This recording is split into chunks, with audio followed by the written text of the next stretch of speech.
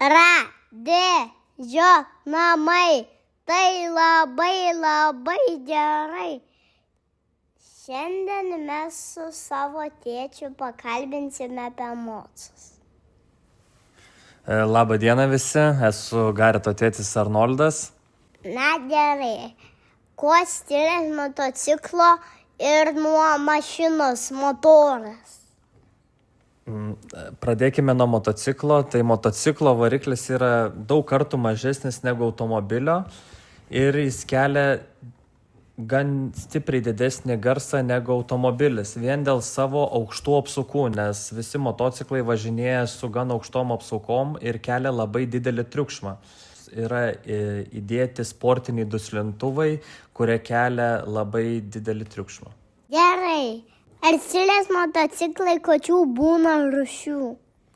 Na, rūšių yra gan nemažai motociklų, tai pradėsiu nuo pirmo, tai būtų sportiniai motociklai, kurie skirti važiuoti greitai ir dažniausiai su tokiais motociklais važinėja trasose. Tai mes irgi turim netoli Kauno Kačerginės trasą, tai va ten žmonės ir važinėja su sportiniais motociklais. Dar kiti yra tai čioperiai.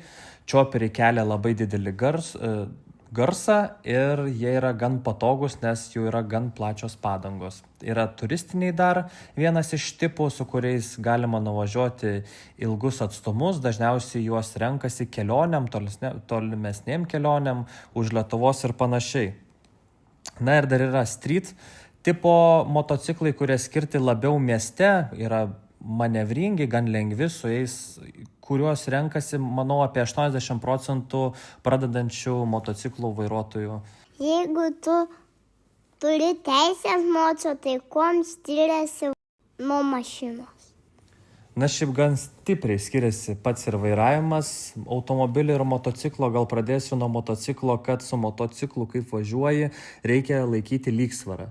Bei motociklas turi dvi rankenas, viena iš jų būtų sankaba, kita stabdis ir sukelia tai didelių kliučių pradžiai, kaip pradedi vairuoti, nes kartais gali ir ne tą, kaip sakoma, rankeną paspausti.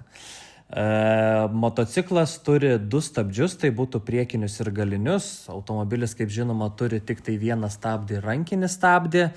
Na ir su motociklu važiuoti yra gan sunku, kadangi tu esi gan nematomas kelyje. Tad turi be galo daug žvalgytis, kad ne tik tu vairuotum pagal taisyklės, bet ir kiti asmenys tave matytų ir važiuotų kultūringai ir gražiai.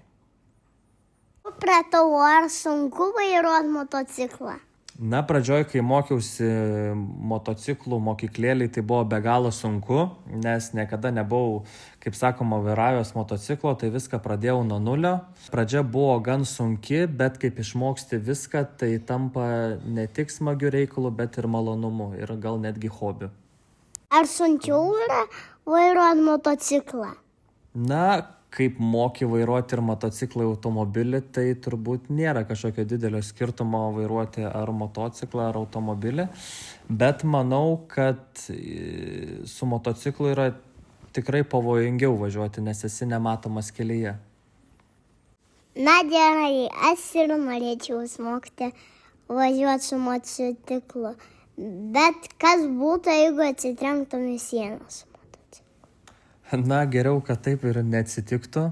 Aš manau, kad svarbiausia važiuojant su motociklu stebėti aplinką, laikytis kelių eismo taisyklių, būti apsirengęs šalmą, visą reikiamą aprangą ir stengtis laiku stabdyti, kad nei tu į kažką atsitrenktum, nei į tave kažkas atsitrenktų.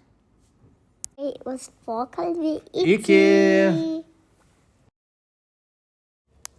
Radėjo namai, tai labai gerai.